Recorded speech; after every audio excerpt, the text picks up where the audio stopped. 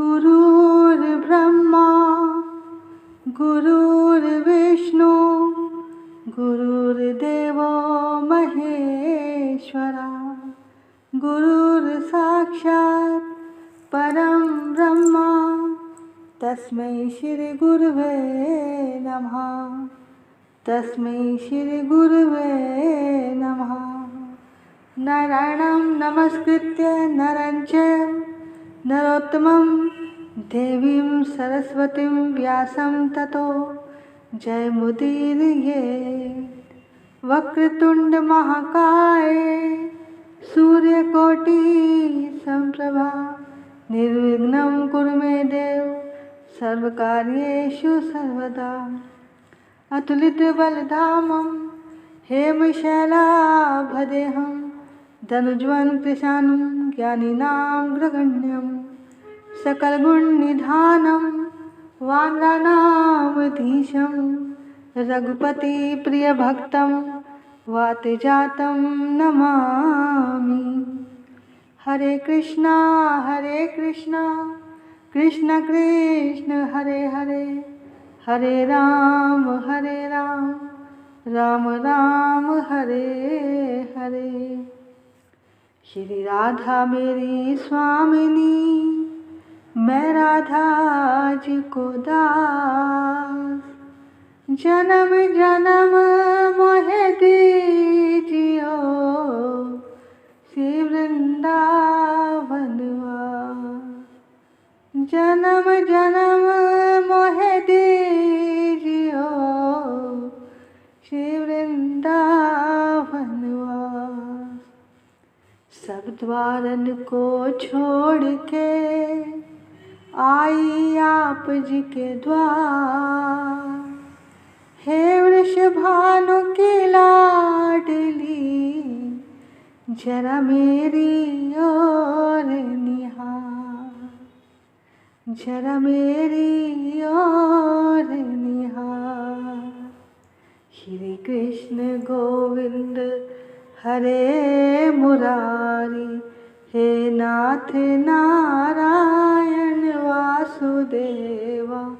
श्री कृष्ण गोविंद हरे मुरारी हे नाथ नारायण वासुदेवा।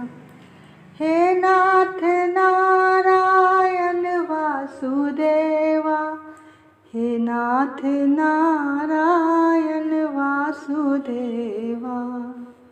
श्री कृष्ण गोविंद हरे मुरारी हे नाथ नारायण वासुदेवा। भजो निताई गौर राधे श्याम। भजो हरे कृष्णा हरे राम। भजो निताई गौर राधे श्याम। भजो हरे कृष्णा हरे राम। भजो निताई गौर भजो निताई गौर भजो निताई गौर राधे श्याम। भजो निताई गौर राधे श्याम। भजो हरे कृष्णा हरे राम। भजो हरे कृष्णा हरे राम। भजो हरे कृष्णा हरे राम। सभी प्रभु प्रेमियों को मुझ कृष्ण प्रिया किशोरी दासी की ओर से वृंदावन से राधे राधे राधे राधे प्रणाम वंदन। बोलिए राधा रानी सरकार की जय। वृंदावन धाम की जय। सद्गुरुदेव महाराज की जय। बांके बिहारी लाल की जय। राधा वल्लभ लाल की जय। राधा रमण लाल की जय। चराचर में बसने वाले परमात्मा की जय। दिव्य कार्तिक मास की जय। प्रभु प्रेम देने वाले मास की जय। जय जय श्री राधे। जय जय श्री राधे। जय जय श्री राधे निताई गौर हरि बोल। प्रेम से कथा सुनता जा, चाहे तान के चादर सुनता जा, ये कथा तुझे पार लगाएगी, तू प्रभु की कथा को सुनता जा। देखो, अगर आप कथा को बड़े प्रेम से, ध्यान से, लगन से लगातार सुनोगे तो कथा आपके जीवन में कोई ना कोई चमत्कार अवश्य लाएगी। जो भी सच्चे हृदय से, नियम से इन कथाओं को, भगवत प्रेम कथाओं को प्रेम से सुन रहा है, कथा महारानी की कृपा उस पर अवश्य होगी। कोई ना कोई शुभ घटना आपके साथ अवश्य होगी। अभी हमारे पास कितने लोगों के फ़ोन आए हैं। 4 दिन पहले एक बहन का फ़ोन आया, उसने अपना अनुभव बताया कि देवी जी, जब से ये भगवत प्रेम कथा सुन रहे हैं, आपने जो पहले देवी भागवत जी की कथा सुनाई थी वो हमने पूरी व्रत रख के सुनी है, नवरात्रों में जो सुनाई थी। तो उन्होंने बताया कि देवी भागवत जी को सुनने के बाद हमारे साथ एक घटना घटी। वो कहने लगी कि जो हम सपने में भी नहीं सोच सकते, मेरा कोई ऐसा कार्य पूरा हुआ है। तो भैया, ये कथा महारानी की कृपा है। वो बहन कहती है कि तब से हमारा जीवन ही बदल गया है और ऐसा लगता है कि ये कथा कभी भी ख़त्म नहीं होनी चाहिए। तो भैया, जो भी मन से सुनेगा उस पर कृपा अवश्य होगी। अब दूसरे परिवार से फ़ोन आया कि हम कार्तिक मास की, जब से ये कार्तिक प्रेम कथा सुन रहे हैं आपकी, इसके 10 दिन के बाद ही हमारा 14 साल पहले जो बेटा चला गया था घर छोड़कर, वो बेटा वापस आ गया है। तो देखो भैया, ये कोई छोटी बात नहीं है, कितनी बड़ी बात। जो असंभव है वो भी संभव हो गया। और एक का और फ़ोन आया कि हमारे पैसे कई साल से फंसे हुए थे किसी के पास, 10 साल से। जिसने लिए थे वो दे ही नहीं रहा था। लेकिन वो कहने लगी कि कथा सुनते सुनते हमारे मन में ये भाव था कि काश हमारे पैसे मिल जाएं। तो कहते हैं कि उन्होंने बताया कि कथा महारानी की ऐसी कृपा हुई कि वो व्यक्ति खुद ही पैसे लौटाने आ गया। तो देखो भैया, जिसका जैसा भाव रहा होगा उसे वैसे ही सब कुछ मिल रहा है। लेकिन सबसे बड़ी बात तो ये है कि आप जितने भी लोग कथा सुन रहे हैं, आप सब पर बहुत बहुत ही कृपा है राधा रानी की, ठाकुर जी की। क्योंकि आप लगातार नियम से रोज़ाना कथा सुन रहे हैं। और सबसे बड़ा चमत्कार तो यही है अपने आप में कि आपकी आध्यात्मिक उन्नति हो रही है। आप एक आम इंसान से इस समय भगत बन चुके हैं, भगत बन गए हैं। अरे, इन प्रभु प्रेम कथा को सुनते रहने से आप पर और भी प्रभु कृपा करेंगे, ये आप खुद ही कुछ समय में जान जाओगे। अब कई लोग कहते हैं हमारे पास समय ही नहीं है कथा सुनने का, जरा सा भी कथा सुनने का समय नहीं है, हम कहाँ से सुने। देखो भैया, जहाँ चाह होती है ना, वहाँ राह अपने आप निकल आती है। क्या भोजन के लिए समय नहीं निकालते? क्या सोने के लिए समय नहीं निकालते? क्या घर में आने के लिए समय नहीं निकालते? अरे, हर बात के लिए समय है, पर समय नहीं है तो भगवान की कथा सुनने के लिए नहीं है। लेकिन भैया, जिसने समय निकालना है वो चाहे कहीं से भी निकाले। उसके पास समय निकल ही आता है। एक भक्त हैं पंजाब के, जिन्होंने हमें बताया कि उनके पास कथा सुनने का जरा भी समय नहीं है, पर कथा सुनने का मन बहुत है। तो जब उनका सच्चा मन है कथा के लिए, तो भैया कथा महारानी कोई ना कोई कृपा, कोई रास्ता अवश्य निकालती हैं। तो जानते हो उन्होंने बताया कि उन्होंने क्या किया, उस भक्त ने, कि मैं जब स्नान करता हूँ तो साथ साथ कथा सुन लेता हूँ। स्नान से लेकर तैयार होने तक कथा हो जाती है और आरती के समय जोत जलाकर भगवान और तुलसी की आरती भी हम लोग कर लेते हैं। तो भैया जहाँ चाह होती है राह अपने आप ही निकल आती है। अब देखो समय निकला ना, चाहे कहीं से भी निकला, कथा कान में पड़नी चाहिए। अरे कथा कान में पड़ गई ना, तो एक कान से हृदय में चली गई तो इससे आपका जीवन ही बदल जाएगा। आपने उड़िया बाबा का नाम तो सुना होगा, बहुत बड़े संत हुए, उनके अनेकों हजारों लाखों शिष्य थे। वो लोग बाबा का दर्शन करने आया करते थे और बाबा जो थे बहुत भजन भक्ति करते थे। पहले तो उनके इतने शिष्य नहीं थे, लेकिन जब उनकी भक्ति बढ़ गई तो लोग उनका दर्शन करने के लिए आने लगे। अब लोगों की भीड़ लगी रहती, अब उनके पास अलग से एकांत में भजन कीर्तन करने का समय नहीं मिलता था। अब उन्होंने सोचा कि ऐसे तो मैं भगवान से दूर हो जाऊंगा, तो मुझे क्या करना चाहिए। जानते हो वो क्या किया करते थे? जब भी लोग उनके पास आते, भीड़ लगी रहती उनके दर्शन के लिए, तो वो सबसे कहते कि मैं ज़रा अभी आया, मैं शौच जा रहा हूँ। और जानते हो वो घंटों लैट्रिन में बैठकर नाम जप किया करते थे और फिर बाहर आते थे।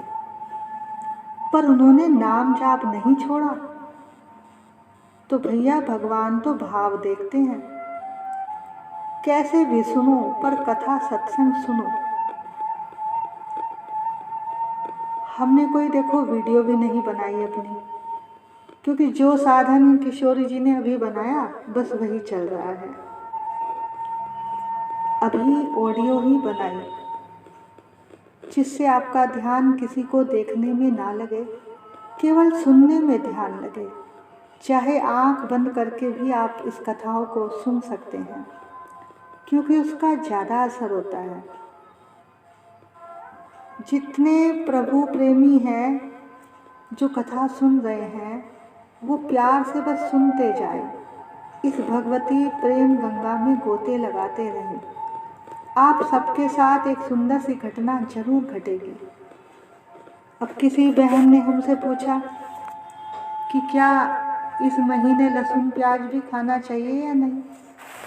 अरे भैया इतना तो आप सबको पता होना चाहिए कि जब आप इतना बड़ा काम कर रहे हो, पूरे महीने कथा सुन रहे हो, इतना पवित्र महीना है, तो इसमें तो सात्विक भोजन ही करना चाहिए। तो भैया जो काम करो तो पूरे नियम से करो, तो सात्विक भोजन करना चाहिए, तभी तो भक्ति महारानी आपके भीतर आएंगी।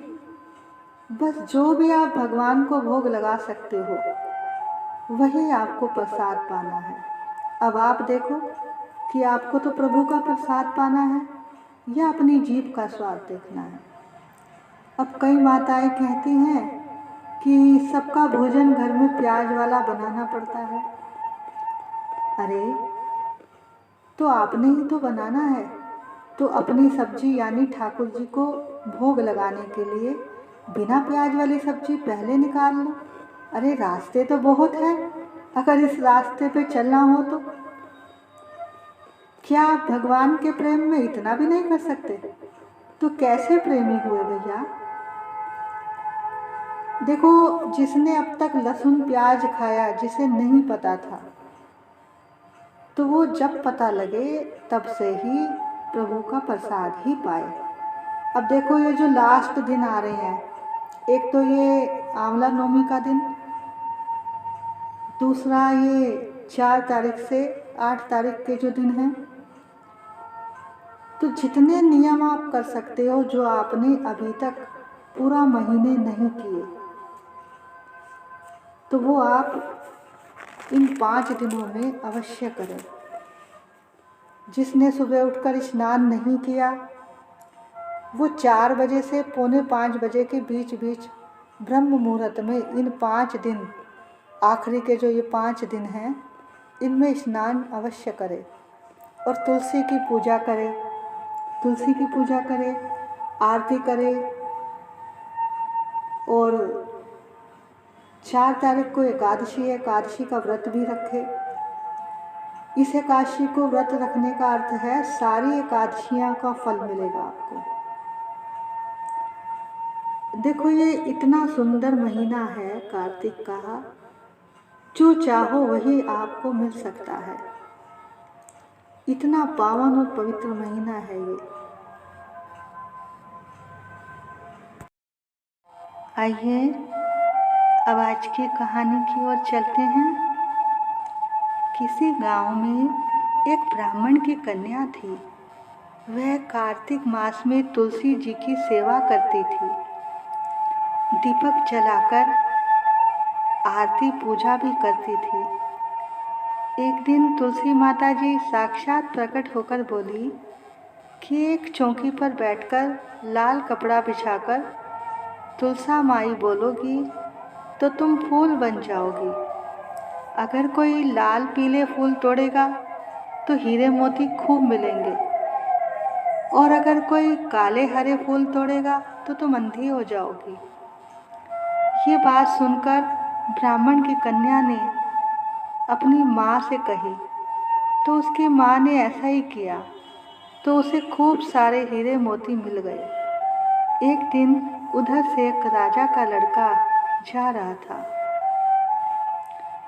वह उसे फूल बनते हुए देख लेता है। वह राजमहल जाकर अपने पिता से कहता है कि मैं तो उसी ब्राह्मण की लड़की से ही शादी करूँगा।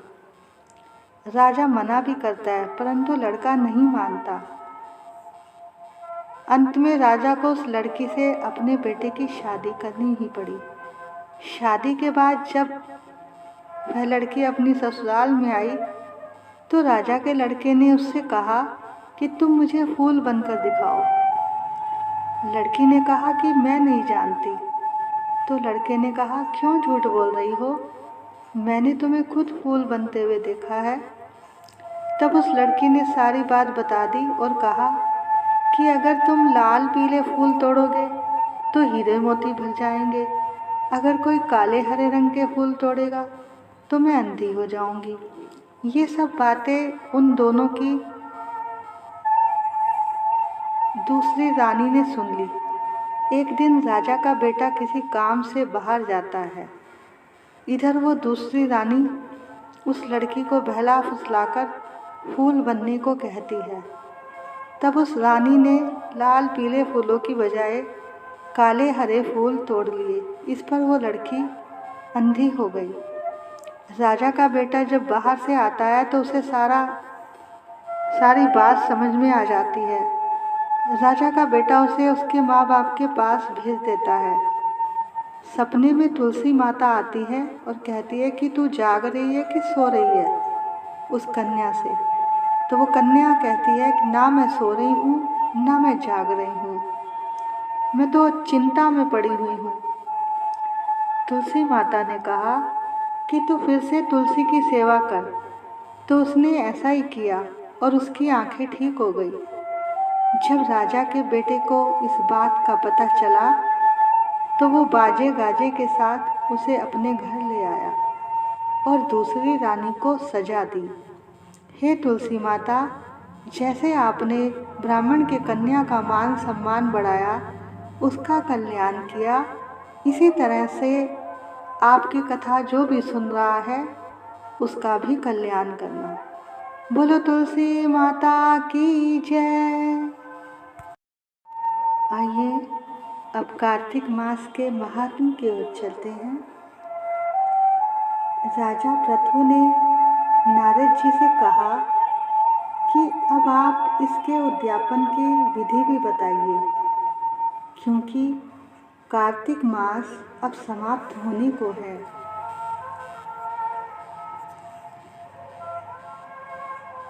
तो बताया कि सबसे पहले इस दिन सुबह सुबह स्नान करके भगवान को भी स्नान कराना चाहिए और उन्हें सुंदर सुंदर वस्त्र पहनाकर, सुंदर माला, सुंदर तिलक, सुंदर मुकुट पहनाकर उन्हें सजाना चाहिए और घर में तरह तरह के पकवान बनाकर उन्हें भोग लगाना चाहिए।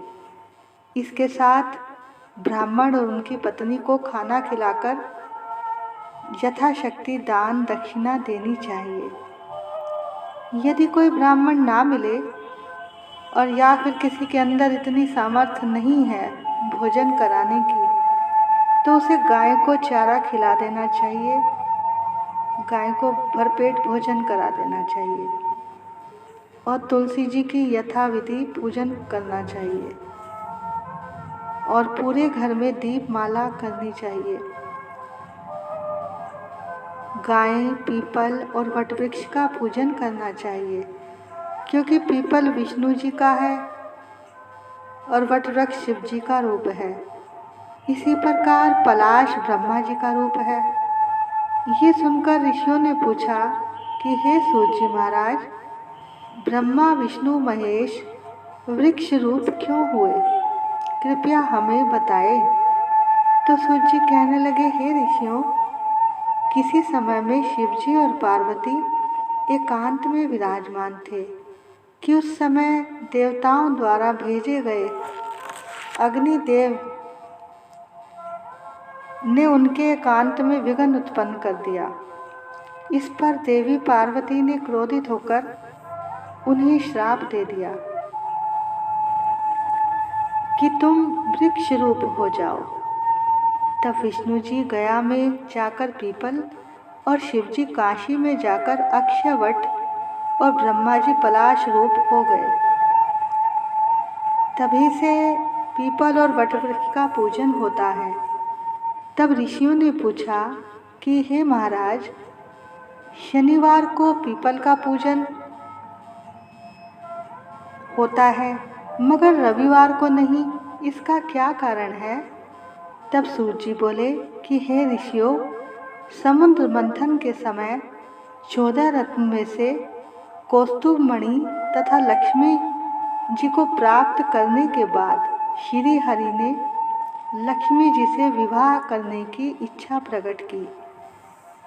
तब लक्ष्मी जी ने कहा कि मेरी बड़ी बहन दरिद्रा अभी अविवाहित है, पहले उसका विवाह होना चाहिए। ये सुनकर श्री हरि ने लक्ष्मी जी की बड़ी बहन को उदालक ऋषि को सौंप दिया। यद्यपि जो दरिद्रा थी बड़ी कुरूप थी, भगवान की आज्ञा मानकर उदालक ऋषि उसे अपने आश्रम में ले आए। आश्रम में आकर दरिद्रा ने देखा कि वहाँ तो वेद पाठ और पूजन और हवन हो रहा है। ये देखकर उसने मुनि से कहा कि मैं ऐसे स्थान पर रहकर खुश नहीं रह सकती जहाँ पर जुआ, निंदा, चुगली और लड़ाई झगड़ा और अपमान होता हो। मैं ऐसे स्थान पर रहना चाहती हूँ। यह सुनकर उदालक ऋषि उसे वहीं पर छोड़कर चले गए। ऋषि के चले जाने के कुछ देर बाद इंतजार करके दरिद्रता जोर जोर से रोने लगी।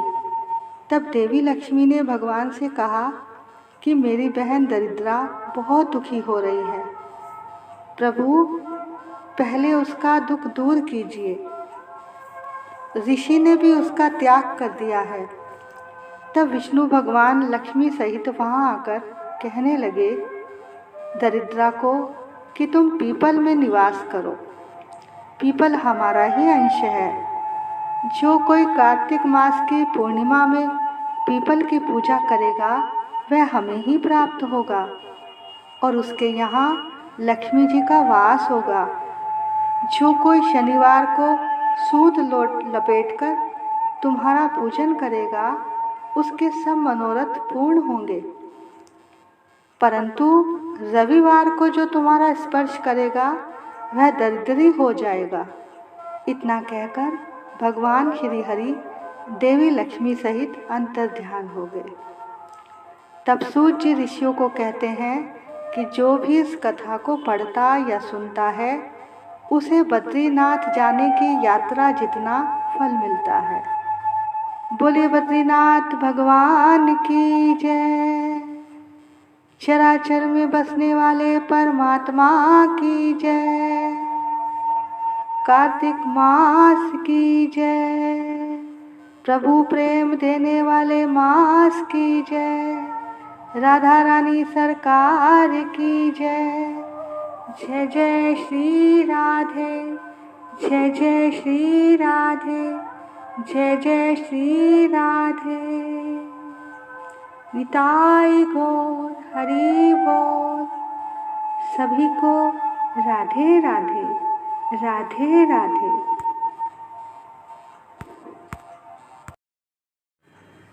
हो मेरा मुरली वाला यार, सखीरी में तो दीवानी।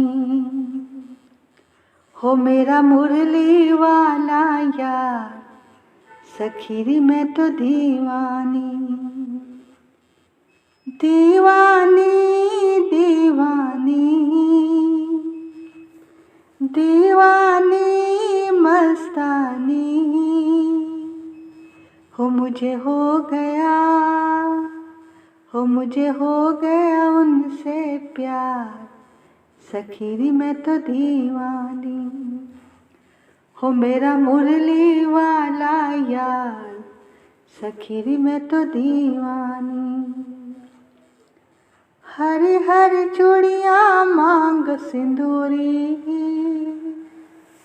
लाल चुनरिया ओढ़े गोरी, मेरा पिया मेरा श्रृंगार, सखीरी में तो दीवानी। हो मेरा मुरली वाला यार, सखीरी में तो दीवानी। बिन सूरज के रजनी कैसी, बिन साजन के सजनी कैसी, हो मुझे अपना बनाया दिलदार, सखीरी में तो दीवानी। हो मुझे हो गया उनसे प्यार, सखीरी में तो दीवानी। राधा रमण से प्यार बढ़ाया, राधा रमण से प्यार बढ़ाया, मेरे सिर पर उनका साया, मेरे सिर पर उनका साया। हो मेरा दिन दिन बढ़ता प्यार, सखीरी में तो दीवानी। हो मेरा दिन दिन बढ़ता प्यार, सखीरी में तो दीवानी।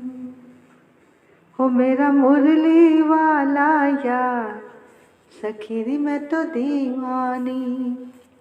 दीवानी मस्तानी, हो मुझे हो गया उनसे प्यार, सखीरी में तो दीवानी, सखीरी में तो दीवानी। ओम जय जगदीश हरे, स्वामी जय जगदीश हरे। भक्त जनों के संकट, दास जनों के संकट, क्षण में दूर करे। ओम जय जगदीश हरे। जो ध्यावे फल पावे,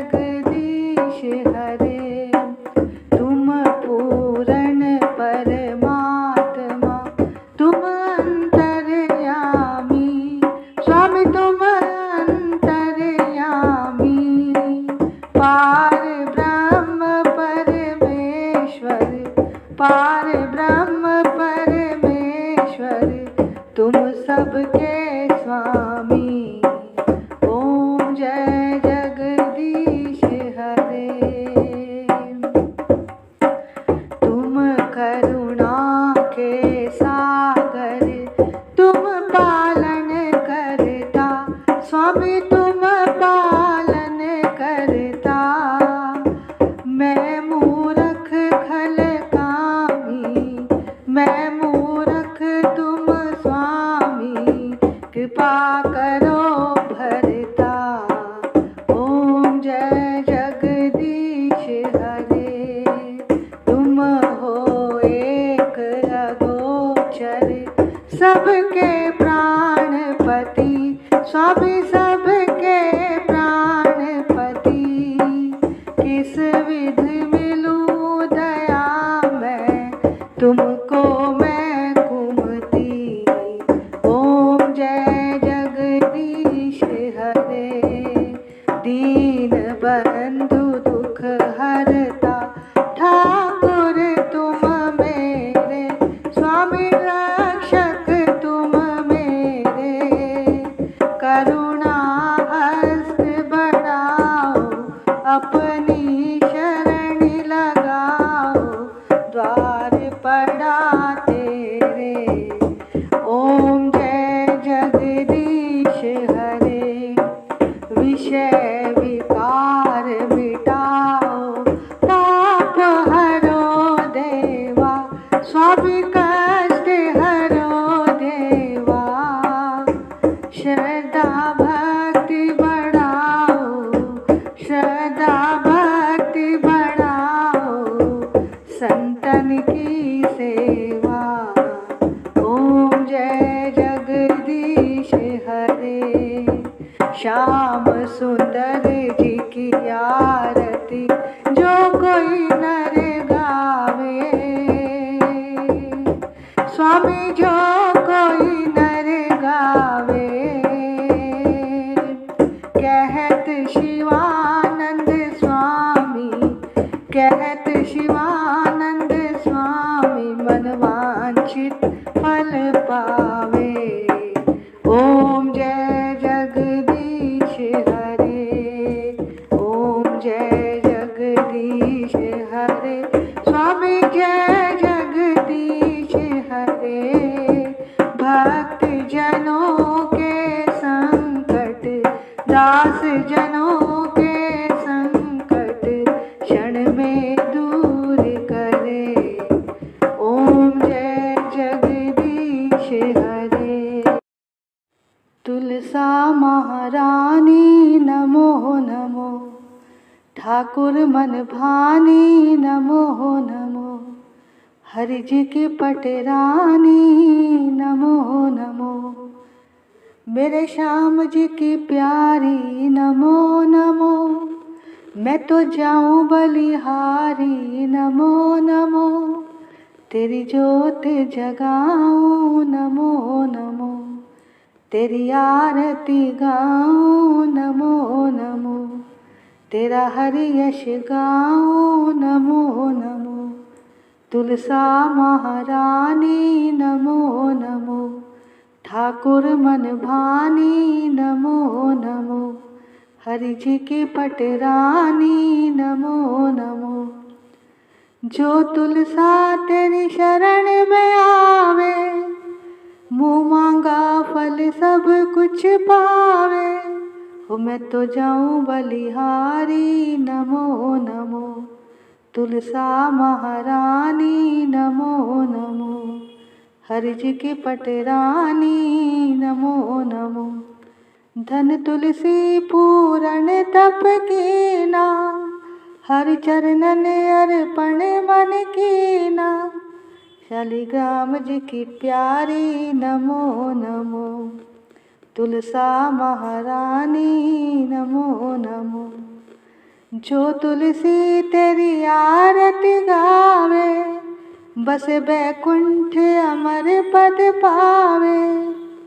तेरी महिमा सबसे न्यारी नमो नमो। तुलसा महारानी नमो नमो। हरि जी की पटरानी नमो नमो। बोलो तुलसा महारानी की जय।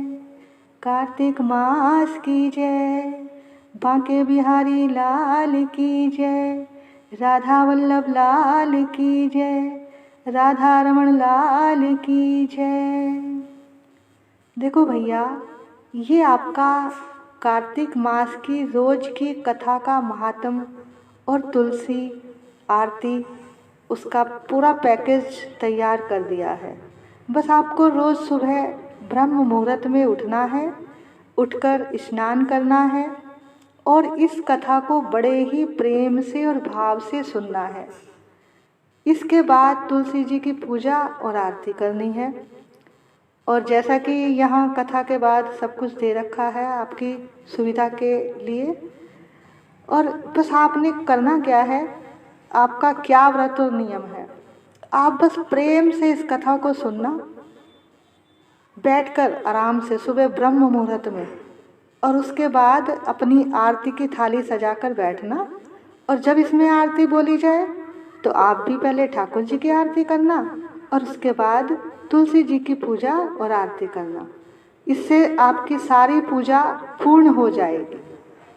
जय जय श्री राधे, जय जय श्री राधे, जय जय श्री राधे, निताई गौर हरि बोल। राधे राधे, राधे राधे, राधे राधे।